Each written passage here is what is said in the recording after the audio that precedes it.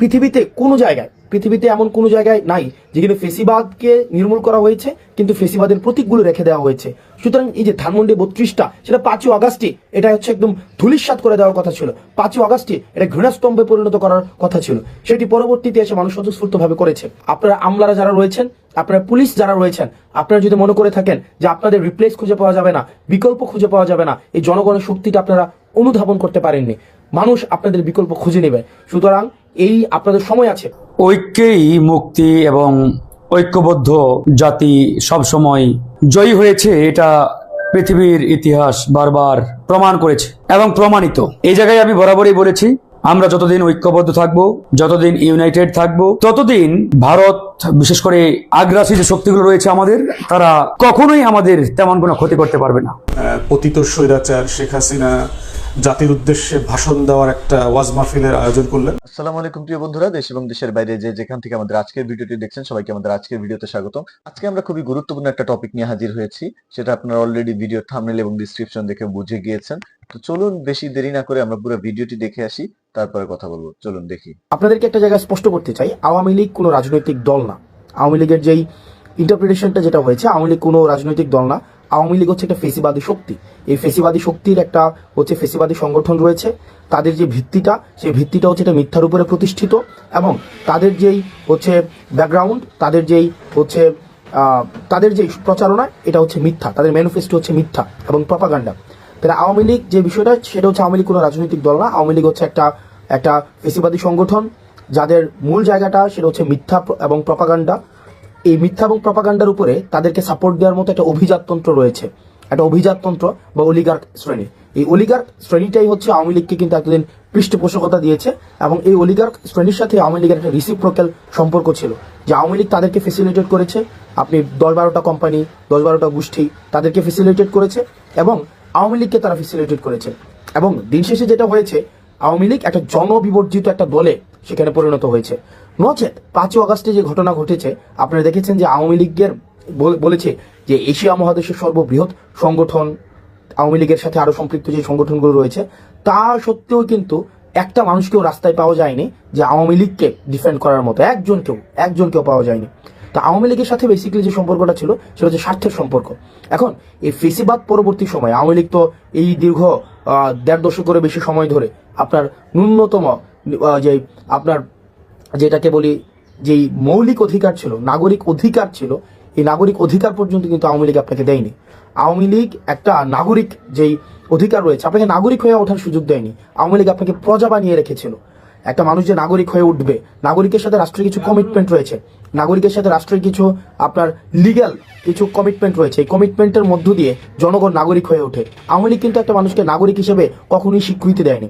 আওয়ামী লীগ প্রজা বানিয়ে রেখেছে এই দীর্ঘ 1.5 দশকের বেশি সময় ধরে। এখন আজকে এই 1.5 দশকের বেশি সময়ের পরে আমরা যেটা হচ্ছে যে আওয়ামী লীগের সাথে আমাদের সম্পর্কটা কেমন হবে।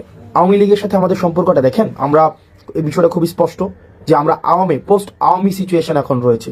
আওয়ামী লীগ বর্তমান বাংলাদেশে অপ্রাসঙ্গিক। আওয়ামী লীগ বর্তমান বাংলাদেশে যদি প্রাসঙ্গিক থাকতোই, তাহলে 5ই আগস্ট হতো না। আপনি দেখেন যে ধানমন্ডি 32 আওয়ামী লীগের কিবলা বলা হয়, আওয়ামী লীগের তীর্থস্থান বলা হয়। এই যে আওয়ামী লীগের তীর্থস্থানকে মানুষ স্বপ্রণোদিতভাবে আপনাদের ভেঙে ঘুরিয়ে দিয়েছে। আপনি পেয়েছেন আওয়ামী লীগের কাউকে যে এটাকে আটকানোর জন্য? কাউকে পান নাই, একজনকেও পান নাই।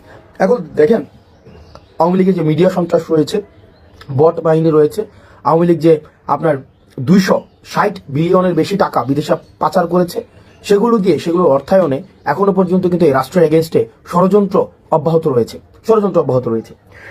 আপনার আমার জায়গা থেকে আমাদের একটি বিষয় খুবই স্পষ্ট করতে হবে। আমরা 2টা দলে আমাদেরকে ভাগ করে নিতে হবে। এক হচ্ছে নির্যাতক এবং নিপীড়ক, একটা হচ্ছে নির্যাতিত এবং নিপীড়ক। এই 2 দলে ভাগ। একটা হচ্ছে নির্যাতক এবং হচ্ছে নিপীড়িত, 2টা শ্রেণীতে ভাগ। আমরা ছিলাম নির্যাতিত, নিপীড়িত, আর আওয়ামী লীগ হচ্ছে কি নির্যাতক এবং নিপীড়ক। এবার আসেন, এই নির্যাতক এবং নিপীড়কের এই একটা ক্লাসে কে পড়তেছে? একটা ক্লাসে আওয়ামী লীগ পড়তেছে। আর নির্যাতিত এবং নিপীড়িতর ক্লাসে কে পড়তেছে? নির্যাতিত এবং নিপীড়িত যারা ছিল এই দীর্ঘ 1.5 দশকের বেশি সময় ধরে, তাদের মধ্যে দেখবেন বিএনপি ছিল, বাংলাদেশ জামাত ইসলামী ছিল, এবং অন্যান্য ফেসিবাদ বিরোধী যে রাজনৈতিক যে দলগুলো তারা ছিল। তারা সবাই হচ্ছে নির্যাতিত এবং নিপীড়িত। অন্যদিকে নির্যাতকের ভূমিকায় কে ছিল? নির্যাতকের ভূমিকায় আওয়ামী লীগ ছিল। সুতরাং সেই জায়গা থেকে এখনো পর্যন্ত আমাদের যে লড়াইটা, পোস্ট আওয়ামী লীগ পরবর্তীতে আমাদের যে লড়াইটা, এই লড়াইটা কিন্তু বিএনপির সাথে আমার লড়াই না, বাংলাদেশ জামাত ইসলামের সাথে আমার লড়াই না, বরং আমাদের এখানে ক্লাসিফিকেশনটা খুবই স্পষ্ট। সেটা হচ্ছে যে নির্যাতকের বিরুদ্ধে আমাদের নির্যাতিতদের লড়াই। অর্থাৎ এই যে দীর্ঘ 1.5 দশকের বেশি সময় ধরে যারা নির্যাতিত হয়েছে, তারা একত্রিতভাবে আওয়ামী লীগের বিরুদ্ধে তাদের লড়াইটা অব্যাহত রাখবে। এবং 5ই আগস্ট পরবর্তী যে বাংলাদেশে রয়েছে, এই বাংলাদেশে এই নির্যাতিত শ্রেণীটা বা যেই মজলুম শ্রেণীটা, তাদের মধ্যে মতপার্থক্য থাকতে পারে, তাদের মধ্যে পলিসি ডিসকাশন হবে, তাদের মধ্যে টেবিল টক হবে, তাদের মধ্যে বিভিন্ন বিষয়ে ডিসএগ্রিমেন্ট হবে, তাদের মধ্যে এই জিনিসগুলো অব্যাহত থাকবে। কিন্তু নিপীড়ক এবং নির্যাতকের ভূমিকায় যে আওয়ামী লীগ ছিল, এই আওয়ামী লীগ 5ই আগস্ট পরবর্তী বাংলাদেশে কোনো অর্থেই প্রাসঙ্গিক নয়। এখন আসেন আওয়ামী লীগ। আপনি একটা জিনিস দেখবেন, এই যে দীর্ঘ 1.5 দশকে আওয়ামী লীগ যে নির্যাতন নিপীড়ন করেছে, আপনি দেখেন তো, আপনি খুব পাশের একজন ছাত্রলীগের একটা ছেলে বা আওয়ামী লীগের একটা ছেলের সাথে কথা বলে দেখেন, তাদের মধ্যে ন্যূনতম আপনার সরি ফিলিংস নাই, অ্যাকনোলেজমেন্ট নাই, তাদের মধ্যে কোনো ধরনের, আপনি অপরাধ যদি ক্ষমা করতে হয়, আগে আপনাকে স্বীকার করতে হবে এটা একটা অপরাধ ছিল, একটা ক্রাইম ছিল, আমি এই ক্রাইমটা করেছি, এই স্বীকৃতিটা অন্তত আপনাকে দিতে হবে। আপনি দেখেন Awami League as a party, fine, Awami League as a party হিসেবে তাদের মধ্যে এই ফিলিংসটা নাই, বা আওয়ামী লীগের যারা নেতাকর্মী রয়েছে তাদের মধ্যেও কিন্তু এই ফিলিংসটা নেই, একটা মানুষের মধ্যেও কিন্তু এই ফিলিংসটা নাই।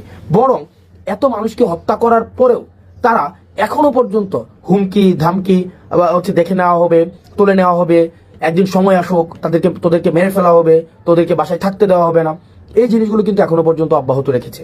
অর্থাৎ এত বড় একটা এত নির্যাতন নিপীড়নের পরে 2000 মানুষকে হত্যা করেছে শুধুমাত্র ক্ষমতা টিকিয়ে রাখার জন্য, তিনটি ইলেকশনকে, গণতন্ত্রকে গলা টিপে হত্যা করা হয়েছে।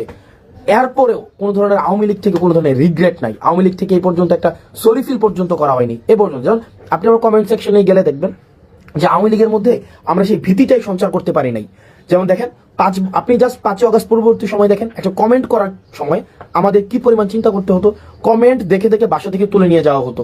দেখেন আপনি যদি আমার কমেন্ট সেকশনে দেখেন, তাহলেই দেখতে পাবেন যে আওয়ামী লীগের যে শুয়োর ছানারা রয়েছে, আওয়ামী লীগ সমর্থিত যে শুয়োর ছানারা রয়েছে, তাদের এখনো পর্যন্ত কি অবাধ ফ্রিডম, তারা কিন্তু এই ফ্রিডমটা কিন্তু চর্চা করতে পারছে।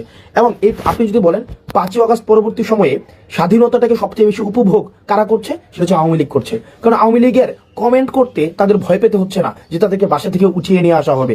এই কারণে তারা তাদের জায়গা থেকে তারা মানে গ্যাদার্সে নির্বিঘ্নে তারা কিন্তু ভয় ভীতি বা তারা তাদেরকে যে একটা আমাদেরকে সবসময় যে এটা করে ফেলবো সেটা করে ফেলবো, এই জিনিসটা কিন্তু অব্যাহত রেখেছে।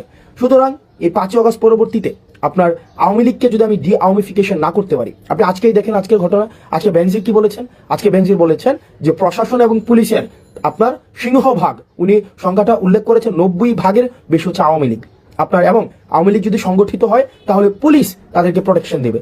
সো আওয়ামী লীগের নেচারটা, আওয়ামী লীগের খাসিলিয়ত, আওয়ামী লীগের যে চরিত্র, আওয়ামী লীগের যে মনন, আওয়ামী লীগের যে মনস্তত্ত্ব, এই মনস্তত্ত্বের ঊর্ধ্বে আপনাকে যাইতে হবে। আওয়ামী লীগকে আপনার একদম আমরা আমাদের জায়গা থেকে এই বিষয়টিকে নিশ্চিত করতে হবে, পরবর্তী বাংলাদেশের খাসিলিয়তে, পরবর্তী বাংলাদেশের চরিত্রতে, পরবর্তী বাংলাদেশের মননে, মগজে, মনস্তত্ত্বে আওয়ামী লীগ একটা অপ্রাসঙ্গিক। আওয়ামী লীগ নামে, আওয়ামী লীগের চরিত্র ধারণ করে, আওয়ামী লীগের আদর্শ ধারণ করে আবার কেউ কখনো এই রাজনীতিতে কখনোই আর রিহ্যাবিলিটেট হইতে পারবে না। আপনি দেখেন একটা জিনিস নিশ্চিত করতে হবে, তার মানে আমরা এই জায়গায় একটা ডিমার্কেশন লাইন আমরা স্পষ্ট করেছি। এক হচ্ছে আওয়ামী লীগের সাথে আমরা একদম একটা ডিমার্কেশন লাইন, যে তাহলে নির্যাতক হিসেবে আওয়ামী লীগ চিহ্নিত, সে 5ই আগস্ট পরবর্তীতে বাংলাদেশে অপ্রাসঙ্গিক। এবার আমরা যারা নির্যাতিত, এই নির্যাতিতর আমব্রেলাতে কারা কারা রয়েছে, নির্যাতিতর আমব্রেলাতে যারা যারা গণতন্ত্রের পক্ষে ছিল, বিএনপি ছিল, জামাতে ইসলামী ছিল, অন্যান্য যে রাজনৈতিক ফেসিবাদ বিরোধী যে রাজনৈতিক দলগুলো ছিল, আমাদের পরবর্তী বাংলাদেশটা আমাদের। এখন এই আমাদের বাংলাদেশে আমাদের মধ্যে গণতান্ত্রিক সৌন্দর্য, আমাদের মধ্যে মত পার্থক্য থাকবে, এক বিষয়ে সবাই একমত হব, এটাও একটা ফেসিবাদী চরিত্র যে সব বিষয়ে আমাদের একমত হইতে হবে। আমার অনেক কিছুই বিএনপির মতামতের সাথে আমার অনেক কিছুই মিলবে না, আমার অনেক কিছুই জামাতে ইসলামের সাথে মতামতের সাথে মিলবে না, একই বিষয় আমার সাথেও তাদের অনেক কিছুই মিলবে না। কিন্তু বিষয়টা ওই বাংলাদেশ থেকে আমরা উত্তরণ ঘটিয়েছি, যদি আমার সাথে মতামতের না মিলে বিএনপি থেকে আমাকে উঠিয়ে নিয়ে যাওয়া হবে, জামাতে ইসলাম থেকে আমাকে উঠিয়ে নিয়ে যাওয়া হবে, ওই যে বাংলাদেশটা ছিল, ওই চরিত্রের বাংলাদেশ থেকে এই চরিত্র আমরা উত্তরণ ঘটিয়েছি। পরবর্তী বাংলাদেশটা, এই বাংলাদেশটা আমাদের, আমরা যারা গণতন্ত্রের শক্তি ছিলাম, আমরা যারা এই ফেসিবাদকে উৎখাত করেছি, এই বাংলাদেশটা আমাদের। এই আমাদের বাংলাদেশে আমরা সচেতন থাকতে হবে, আমাদের রাষ্ট্রীয় সম্পদগুলো আমাদের, এই মানুষগুলো আমাদের, আমরা আমাদের জায়গা থেকে এই ভারত বিরোধী আগ্রাসন এবং এই ডি আওয়ামিফিকেশনে আমাদের গুরুত্ব থাকবে। আমরা ভারত বিরোধী আগ্রাসনের আমরা আর কোনোভাবে বাংলাদেশে একটা সেফ হাউস হইতে দিব না, এবং আওয়ামিফিকেশনের আর বাংলাদেশে কোনো ধরনের আর সুযোগ থাকবে না। আর বাকি এই বাংলাদেশ বিনির্মাণের ক্ষেত্রে, নতুনভাবে বাংলাদেশ বিনির্মাণের ক্ষেত্রে, যেই বাংলাদেশের জন্য দীর্ঘ 1.5 দশকের বেশি সময় ধরে, একদম 71 পরবর্তী সময় ধরে আমাদের প্রতিনিয়ত আমাদের যে সংগ্রামটি অব্যাহত রয়েছে সেই সংগ্রামটি থাকবে। তবে সেই ক্ষেত্রে আমাদেরকে একটি জিনিস নিশ্চিত করতে হবে যে কোনো ধরনের জাতীয় সম্পদের আমরা কোনো ক্ষতি করব না। এখন দেখেন, পৃথিবীতে এমন কোনো জায়গায় নাই যেখানে ফেসিবাদকে নির্মূল করা হয়েছে কিন্তু ফেসিবাদের প্রতীকগুলো রেখে দেওয়া হয়েছে। সুতরাং এই যে ধানমন্ডি 32টা, সেটা 5ই আগস্টে এটা হচ্ছে একদম ধূলিসাৎ করে দেওয়ার কথা ছিল। 5ই আগস্টে এটা ঘৃণাস্তম্ভে পরিণত করার কথা ছিল, সেটি পরবর্তীতে এসে মানুষ স্বতঃস্ফূর্তভাবে করেছে। এখন বর্তমানের জায়গায় আমাদের যে দায়িত্বটি হবে সেটি হচ্ছে আমাদের এই বাংলাদেশটাকে বিনির্মাণ করতে হবে, যেখানে নানা মতের এবং নানা পথের সেখানে মানুষের জায়গা হবে। সেখানে যারা নির্যাতিত ছিল এতদিন তাদের জায়গা হবে, আর নির্যাতক যারা এবং নিপীড়ক যারা তাদের আগে বিচার নিশ্চিত করতে হবে। আওয়ামী লীগের বিচার নিশ্চিত করতে হবে। আওয়ামী লীগকে পলিটিক্যালি এই আদর্শ নিয়ে পলিটিক্যাল ফাংশন আর কোনোভাবেই কখনোই করতে দেওয়া হবে না। আমাদের পরবর্তী বাংলাদেশটা আমাদের, যারা নির্যাতিত ছিল, ইন জেনারেল যারা নির্যাতিত ছিল, আমাদের পরবর্তী বাংলাদেশটা আমাদেরকে গঠন করতে হবে। আমাদের মনে রাখতে হবে এই তরুণদের যেই আমাদের জোশ রয়েছে এবং আমাদের প্রবীণদের যে হোশ রয়েছে, আমাদের তরুণদের জোশ এবং প্রবীণদের হোশ, এই দুইটা সংমিশ্রণে আমাদের পরবর্তী বাংলাদেশ গঠিত হবে। তরুণদের বুদ্ধিদীপ্ত এবং তেজদীপ্ত যে ভূমিকাটি রয়েছে, প্রবীণদের যে বুদ্ধিদীপ্ত ভূমিকাটি রয়েছে, সেটির সংমিশ্রণে পরবর্তী বাংলাদেশ আমাদের বিনির্মাণ হবে। এবং একটি বিষয় নিশ্চিত করতে হবে, আমরা আওয়ামী লীগকে রাজপথে আমাদের প্রতিহত করতে হবে। আওয়ামী লীগ পরবর্তী বাংলাদেশে পলিটিক্যালি ফাংশন করবে না, কখনোই করবে না। তাদেরকে আগে সরিফিল করতে হবে, তাদের বিচারের সম্মুখীন করতে হবে, বিচার প্রক্রিয়ার মধ্য দিয়ে আওয়ামী লীগকে নিষিদ্ধ করতে হবে। এর পরবর্তীতে আওয়ামী লীগের যেই অন্যান্য যে সমর্থক রয়েছে, আওয়ামী লীগের তো একটা সমর্থক একটা অংশ রয়েছে, রিকনসিলিয়েশন প্রক্রিয়ার মধ্য দিয়ে তারা কিভাবে সমাজের মূলধারায় ফিরতে পারে সেটি আলোচনা সাপেক্ষে নির্ধারিত হবে। সে পর্যন্ত আমাদের একটি বিষয় নিশ্চিত করতে হবে, যেটি বারবার বলছি, এই বাংলাদেশটা আমাদেরকে ধারণ করতে হবে, এই ভূখণ্ডটাকে আমাদেরকে ধারণ করতে হবে। আমরা স্টেট বিল্ডিং করতে পারি নাই, আমরা নেশন বিল্ডিং করতে পারি নাই, অ্যাজ এ স্টেট হয়ে উঠতে পারি নাই, আমরা কমিউনিটি হয়ে উঠতে পারি নাই, বাংলাদেশি হয়ে উঠতে পারি নাই। আমরা হয়ে উঠেছি আওয়ামী লীগ হয়ে, বিএনপি হয়ে, জামাতে ইসলামী হয়ে, হিন্দু হয়ে, মুসলমান হয়ে, কিন্তু অ্যাজ এ কমিউনিটি হয়ে, আমরা একটা সিভিলাইজ সোসাইটি হয়ে, নাগরিক হয়ে আমরা কখনোই বাংলাদেশে উঠতে পারি নাই। আমাদেরকে ইন্টেনশনালি ডিভিসিভ পলিটিক্সের মধ্য দিয়ে আমাদেরকে আশরাফ এবং আতরাফে বিভক্ত করে রাখা হয়েছে। আমাদের এই ভূখণ্ডের আমাদের দখলদারিত্ব নিতে হবে, এই ভূখণ্ডকে আমাদেরকে ধারণ করতে হবে এবং আমাদেরকে নাগরিক হয়ে উঠতে হবে। এই ডি আওয়ামিফিকেশন প্রত্যেকটা পর্যায় থেকে আমাদের চলমান রাখতে হবে। এবং যারা আমলা রয়েছেন এবং পুলিশ প্রশাসনে রয়েছেন, আপনাদেরকে একটা বিষয়ে সতর্ক করতে চাই এবং বিষয়তে অনুরোধ করতে চাই। আপনাদের প্রচলিত যে আওয়ামী লীগীয় যে কালচার ছিল, চেষ্টা, তদবির, দুর্নীতি, গুম, খুন, হত্যা, নিপীড়নে, সেখানে আপনাদেরকে স্ট্রেফ একজন হাতিয়ার হিসেবে ব্যবহার করা হয়েছে। এই জিনিসটা বুঝুন। আপনারাও আপনাদের যেই যথাযথ জায়গা, যে এন্টাইটি, সেটাকে আপনারা বুঝে নেন। জনগণের দখলদারিত্ব আপনারা বুঝে নেন। আপনারা রাষ্ট্র জনগণের কাছে অ্যাকাউন্টেবল, এই জিনিসটাকে আপনারা ওন করেন। আপনারা মানুষকে সার্ভ করতে আসছেন, আপনারা committed two people, not committed two political party. এই জিনিসটাকে ওন করুন। আদারওয়াইজ ধানমন্ডি 32-এ যেটা হয়েছে, জনগণ এবং নাগরিক সবচেয়ে শক্তিশালী রাষ্ট্রের কোনো এজেন্সি, জিজিএফআই বলেন, আর্মি বলেন, সেনাবাহিনী বলেন, হাসিনা বলেন, গণভবন বলেন, জনগণ থেকে বেশি শক্তিশালী হয়ে কেউ উঠতে পারবে না। জনরোষ থেকে কেউ বাঁচতে পারবে না। সুতরাং এই যে আপনারা আমলা রয়েছেন, আপনারা যদি মনে করে থাকেন আপনাদের যারা এই যে ফেসিবাদী হাসিনা আবার আপনাদেরকে রিহেবিলিটেট করবে, এটা ইম্পসিবল। বরং আপনারা জনগণ যেটা চাচ্ছে, যেভাবে জনগণ ফেসিলিটেট হতে যাচ্ছে, পরবর্তী বাংলাদেশ বিনির্মাণে আপনারা সহযোগী ভূমিকা পালন করুন। আপনারা যদি মনে করে থাকেন যে সচিবালয়ে বসে আপনারা হচ্ছেন ধানমন্ডি 32-এর সাথে এবং ভারতের সাথে আপনাদের সুসম্পর্ক বিদ্যমান থাকবে, তাহলে আপনার আওয়ামী লীগকে যেভাবে বাংলাদেশ থেকে অপ্রাসঙ্গিক করে দেওয়া হয়েছে, ঠিক একইভাবে আপনাদেরকে অপ্রাসঙ্গিক করে দেওয়া হবে। এই জিনিসটা আপনারা যদি মনে করে থাকেন, হাসিনাও কিন্তু এই ভুলটা করেছিল। হাসিনা ভেবেছিল হাসিনার কোনো বিকল্প নাই। হাসিনাই হচ্ছে কি একদম হচ্ছে ইররিপ্লেসেবল, মানে হাসিনাকে রিপ্লেস করার মতো, মানে নন রিপ্লেসেবল একটা সিচুয়েশনে চলে গিয়েছে। হাসিনাকে রিপ্লেস, হাসিনার অল্টারনেটিভ আর কেউ নাই।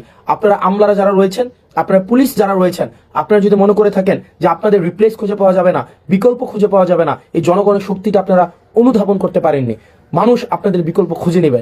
সুতরাং এই আপনাদের সময় আছে আপনাদের পরবর্তী বাংলাদেশ গড়ার জন্য এবং একটা সুষ্ঠু ডেমোক্রেটিক ট্রান্সফরমেশনের জন্য আপনারা বাংলাদেশটিকে ধারণ করুন এবং একটা সেফ বাংলাদেশ নিশ্চিত করুন আপনার পরবর্তী প্রজন্মের জন্য। এবং আমরা আমাদের জায়গা থেকে দায়িত্বশীল থাকবো।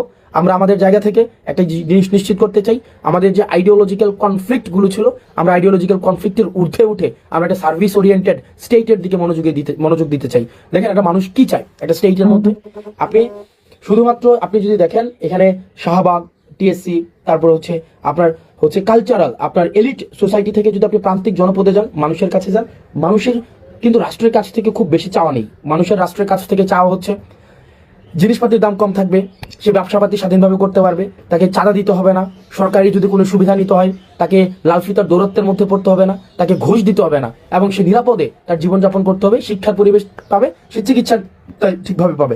মানুষের কিন্তু চাওয়াটা কিন্তু খুব ক্ষুদ্র একটা চাওয়া রাষ্ট্রের কাছে, এর বেশি কিন্তু মানুষের চাওয়া নেই। প্রান্তিক পর্যায়ে মানুষের কিন্তু এর বেশি কিছু চাওয়া নেই। আপনারা যদি সিভিল সোসাইটিতে যারা রয়েছেন, সিভিল সার্ভিসে যারা রয়েছেন, পুলিশে যারা রয়েছেন, আমরা আপনাদেরকে এই অ্যাসুরেন্স দিচ্ছি, মানুষ আপনাদেরকে সমর্থন করবে।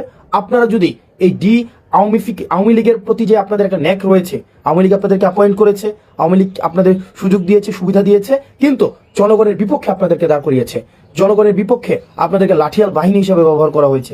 এই জিনিসটা আপনারা বুঝুন, জনগণের জন্য কাজ করুন, জনগণের যে শক্তিটাকে, এই শক্তিটাকে অনুধাবন করুন। না হয় এই ধানমন্ডি 32, আমি খুব করে চাইবো যে ধানমন্ডি 32-এর পরিণতি যেন সচিবালয় না হয়। আমি এটা খুব করে চাইবো, মন থেকে চাইবো যে কোনো এক সময়, হয়তো এই বছর না হোক, 10 বছর পরে, 15 বছর পরে, 20 বছর পরে সচিবালয়ের পরিণতি যেন ধানমন্ডি 32-এর মতো না হয়, সচিবালয়ের পরিণতি যেন গণভবনের মতো না হয়। সুতরাং শিক্ষা গ্রহণ করুন, ধানমন্ডি 32 থেকে শিক্ষা গ্রহণ করুন, গণভবন থেকে শিক্ষা গ্রহণ করুন।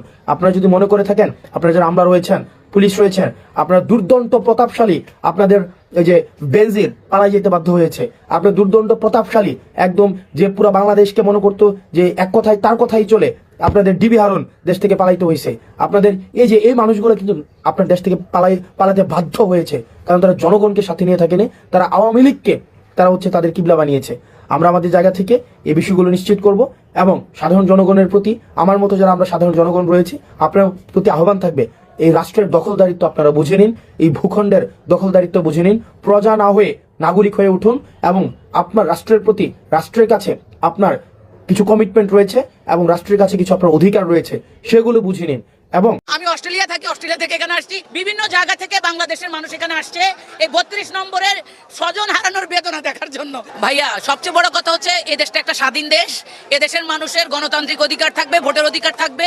গত 17 বছর এই জিনিসটা ছিল না বাংলাদেশে, এবং বাংলাদেশটা একটা আয়না ঘরে পরিণত হয়েছে। দেখেন, বাংলাদেশে বিভিন্ন রাজনৈতিক দল থাকবে, কিন্তু যখনই বাংলাদেশে শেখ হাসিনাকে পুনর্বাসনের কথা আসবে, শেখ হাসিনাকে দিল্লি থেকে ঢাকা চলে আসবে, এইরকম পরিকল্পনা হবে, সেই সময়ে বাংলাদেশের আমজনতা কিন্তু এক জায়গা হয়ে যাবে। এইটাই হচ্ছে এটার প্রমাণ, এই 32 নম্বরের এটাই হচ্ছে সাক্ষী। শুধু আমি না, বিভিন্ন জায়গা থেকে বাংলাদেশের মানুষ এখানে আসছে এই 32 নম্বরের স্বজন হারানোর বেদনা দেখার জন্য। ঠিক আছে, শেখ হাসিনার স্বজন হারানোর বেদনা কতটা তাকে কষ্ট দেয় সেটা আমরা জানি না, কিন্তু জুলাই, আপনার এই যে গণ অভ্যুত্থান হয়েছে 24শে জুলাই, এই 24শে জুলাই যারা শহীদ হয়েছে, তাদের স্বজন হারানোর বেদনা আমরা ফিল করি। ওই অনুভূতি থেকে আমরা এখানে আসছি। আমি অস্ট্রেলিয়া থাকি, অস্ট্রেলিয়া থেকে এখানে আসছি, এখন বাংলাদেশে থাকবো, বাংলাদেশে আগামী নির্বাচন পর্যন্ত থাকবো, কোনোভাবে যেন শেখ হাসিনা বাংলাদেশে টুস করে ঢুকে না পড়ে, এই জন্য আমরা এখানে আসি। ধন্যবাদ। আজকে আপার নয়ন সরসে কিন্তু জলেতে ভাসছে। আপা সব সময় গান গায়, আপা দেখা না দিলে কিন্তু কথা কেউ না। আজকে আপা কথা বলতে, সে কথা কিন্তু বলতে পারছে না। আজকে স্বজন হারানোর বেদনায়, 32 নম্বর হারানোর বেদনায় আজকে আপার নয়ন সরসী বেয়ে বেয়ে কিন্তু জলের ন্যূনতম যে মৃদু স্রোত দ্বারা বয়ে যাচ্ছে।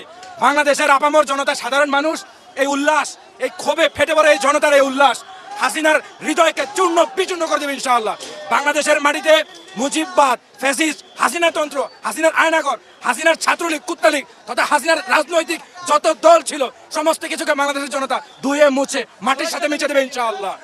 বাংলাদেশের মাটিতে ফ্যাসিবাদ, স্বৈরতন্ত্র, ভোটাধিকার হরণ, 71-এর মুক্তিযুদ্ধের ভুল ধারণা, মিথ্যা ইতিহাস সরানো আর কখনো সম্ভব না ইনশাআল্লাহ। আমি মনে করি বাংলাদেশ থেকে আওয়ামী লীগ পালিয়ে গিয়েছে, এবং আমি দৃঢ়ভাবে বিশ্বাস করি আওয়ামী লীগের এই রাজনীতিতে ফিরতে পারবে না। অপারেশন ডেভিল হান্ট নিয়ে অন্য বক্তাদের মতো আমিও সন্দিহান, কারণ গত 6 মাসে সরকারের কার্যকলাপে আমাদের আশাবাদী হওয়ার মতো সুযোগ খুব কম।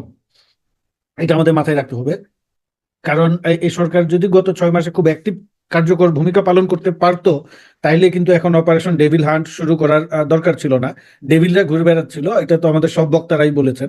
তো ডেভিলদেরকে ধরার জন্য কোনো উদ্যোগ নেওয়া হয়নি কেন? এবং আমার কাছে যেটা মনে হচ্ছে যে এই সরকার শুরু থেকেই একটু অতি কথা বেশি বলছেন কাজের চাইতে। তাদের আসলে কাজ বেশি করা উচিত ছিল। এই আগস্টে শেখ হাসিনা পালিয়ে যাওয়ার পরপরই আমি দেশে গিয়েছিলাম এবং আমি নভেম্বর মাস পর্যন্ত ঢাকায় ছিলাম। আমার কাছে মনে হয়েছে যে নভেম্বর মাসের আমি অন্য কোনো হিসাবে যাব না, জাস্ট আমি যদি ঢাকার ট্রাফিকের কথা চিন্তা করি, আমি নভেম্বর পর্যন্ত যেটা দেখলাম ঢাকা শহরে কার্যত কোনো ট্রাফিক ল ছিল না। এই যে দিক দিয়ে বিশেষ করে রাতের বেলা ভয়াবহ অবস্থার সৃষ্টি হয়, এদিক দিয়ে গাড়ি ধরেন আপনি মগবাজার চৌরাস্তায় যাচ্ছেন বা বাংলা মোটর চৌরাস্তা পার হচ্ছেন, কে কোন দিক দিয়ে গাড়ি ঢুকাই দিচ্ছে এটার কোনো হিসাব নাই। এখন এই ট্রাফিক কন্ট্রোলের জন্য কিন্তু আপনার খুব যে বেশি কঠিন। আরেকটা জিনিস আমি বলি, এই 5 থেকে 8 তারিখ পর্যন্ত ঢাকায় কিন্তু ট্রাফিক কন্ট্রোল করেছে ছাত্ররা, এবং ওই 3 দিন কিন্তু ঢাকায় চমৎকার ট্রাফিক ছিল। এরপরেই যখন সরকার দায়িত্ব নিল, ছাত্ররা চলে গেল ঘরে, এই যে একটা হযবরল পরিস্থিতি তৈরি হলো। এখন এই ট্রাফিক কন্ট্রোল করাটা খুব কঠিন কাজ না, এরা যদি চাইতো। ধরেন একটা কি হয়েছে যে আমাদের অধিকাংশ ট্রাফিক বা পুলিশ পালিয়ে গেছে বা তাদের কাজ করার আগ্রহ নাই, সরকার চাইলে আমাদের যারা অবসরে চলে গিয়েছেন ট্রাফিক পুলিশে তাদেরকে ফিরিয়ে আনতে পারতেন, ছাত্রদেরকে বলতে পারতেন যে ঠিক আছে আপনারা আমাদের সঙ্গে কাজ করেন, আমরা আপনাদেরকে কিছু টাকা পয়সা দিব, ট্রাফিক কন্ট্রোল করেন। এটা কিন্তু সিদ্ধান্ত তো করা হয়েছিল না, এর কার্যকর হয় নাই তো, মানে সিদ্ধান্ত আগডাক করে হইলো। এবং এরপরে তো আমরা দেখলাম যে আমি আমি আমি যতদিন ছিলাম, এখন কি অবস্থা আমি জানি না, আমি যতদিন ছিলাম আমি কার্যত কোনো ট্রাফিক ল দেখি নাই। এখন বাংলাদেশে এইরকম একটা অবস্থা, যদি আপনি একটা সরকার তো আছে, যেভাবেই হোক সরকার গঠিত হয়েছে, হয়তো বা রাজনৈতিক সরকার না, এইটার জন্য তো খুব বেশি যে আপনার সদিচ্ছা বা পরিশ্রম করতে হবে তা কিন্তু না, চাইলেই সরকার পারে, কিন্তু এটা করে নাই। সার্জিস যেটা বললেন, সরকারের এই যে আমাদের যারা উপদেষ্টা পরিষদে আছেন, দায়িত্বে আছেন, তারা হচ্ছে 9টা 5টা অফিস করবেন আর মিডিয়াতে কথা বলবেন, আমরা এই সংস্কার করব ওই সংস্কার করব, আর নির্বাচনের কথা উঠলে একটু খেপে উঠবেন। এটা তো আসলে কোনো সরকারের ভূমিকা হতে পারে না, তাদেরকে কিন্তু কার্যকর ভূমিকা পালন করতে হবে। তো আমি যেটা বলবো, কিন্তু আমি আবার ইসমাইল সম্রাটের সঙ্গে দ্বিমত পোষণ করছি, তাই বলে আমরা এই সরকারকে পদত্যাগ করতে বলবো না, তাহলে আরেকটা জটিলতা তৈরি হবে। এই সরকার আমাদের, আমরা কিন্তু শেখ হাসিনার বিরুদ্ধে আন্দোলন করে যে আমরা তাকে দেশ থেকে পালাতে বাধ্য করেছি, এরপরে এই সরকার গঠিত হয়েছে, এই সরকার আমাদের, এই সরকারকে আমাদের সহায়তা করতে হবে এবং এই সরকারকে বাধ্য করতে হবে আলোচনার ভিত্তিতে যে আপনাদের এটা করতে হবে, সেই জায়গায় আমাদের যেতে হবে, সেই আস্থার জায়গাটা আমাদেরকে গড়ে তুলতে হবে। আর দ্বিতীয়ত আমি যেটা বলবো, সার্জিস যেটা বললেন যে উনার দেখলাম যে সরকারের খুব সমালোচনা করলেন। এখন আমার কাছে যেটা মনে হচ্ছে যে সরকারে তো ছাত্রদের 3 জন প্রতিনিধি আছেন, তারা কি ঠিকমতো ভূমিকা পালন করতে পারছেন না? সরকারে তারা যে মতামতগুলো দিচ্ছেন, কথাবার্তা বলছেন, সেইগুলা কি সরকার শুনছে না? আমাদের কাছে পরিষ্কার না। কারণ আমি তো আশা করি যে আমি তো মনে করি যে ছাত্র যে 3 জন প্রতিনিধি আছেন তারা জনগণের প্রতিনিধিত্ব করছেন, এই আগস্ট বিপ্লবের প্রতিনিধিত্ব করছেন তারা। তাদের যে নেতৃত্ব, তাদের যে পরিচয়, একটা গণ আন্দোলনের মধ্য দিয়ে গড়ে উঠেছে, তাদের একটা গণচরিত্র আছে, তারা গণমানুষের প্রতিনিধিত্ব করছেন। আমি তো আশা করি যে তারা নিশ্চয়ই সরকারের যখন কথা হয় গণমানুষের কথাগুলো বলছেন। এখন সরকার কি সেটা আমলে নিচ্ছে না? তাদের কথাবার্তা কি বাস্তবায়িত হচ্ছে না? কারণ এটা তো খুবই দুঃখজনক। সার্জিস যেটা বললেন যে গাজীপুরে ঘটনা ঘটার পরে তিনি দৌড়ে গিয়েছেন, আমি বলতে ভুলে গিয়েছি, সার্জিসকে শুভেচ্ছা, সার্জিস নতুন জীবনে প্রবেশ করেছেন, তো আমরা তার এই নতুন জীবনের সুখী সমৃদ্ধি জীবন কামনা করি। তো দেখেন এই অবস্থায় কিন্তু সার্জিস খুব দ্রুত চলে গেলেন তার সঙ্গী সাথী বন্ধুদের নিয়ে, রাতেই চলে গেলেন। আমি দেখেছি কালকে রাত্রে, আমি ওনার ফেসবুকে দায়িত্ব করার কথা ছিল স্বরাষ্ট্র উপদেষ্টা।